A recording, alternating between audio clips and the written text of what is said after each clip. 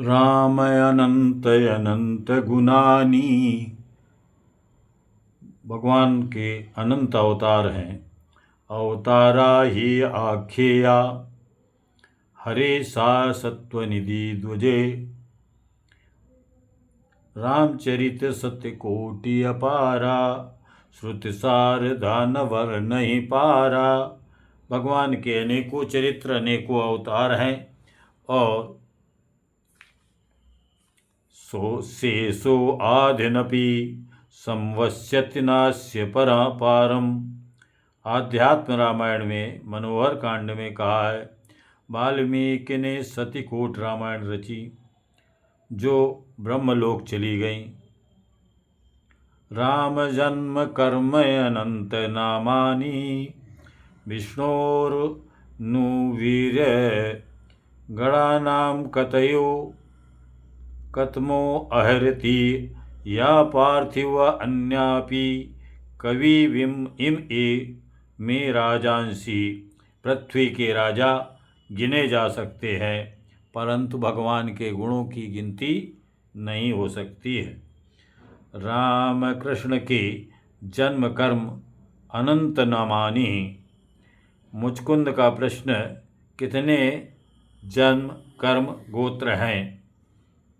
तो भगवान ने उत्तर दिया है, में अंग सहस्रसा। भगवान कहते हैं हमारे हजारों अंग हैं। सनकादि भगवान जन्म कर्म के वर्णन का पार नहीं पाते।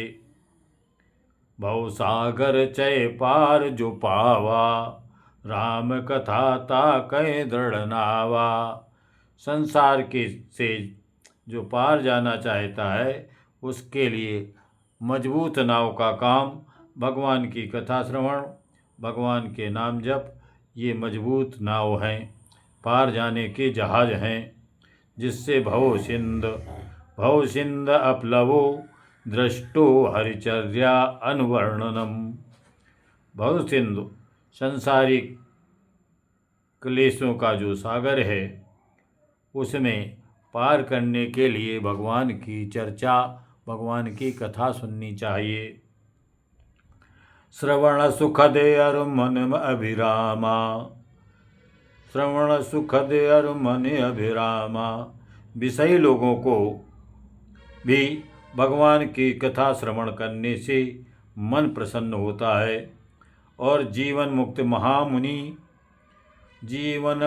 महामुनि जेऊ हर गुण सुनय निरंतर तेहु। जीवन से मुक्त सन्यासी भी भगवान की कथा निरंतर सुनते रहने से आनंदित होते हैं और संसार के कष्टों से मुक्त हो जाते हैं। निवृत्त तरसई उपगीयमानात्।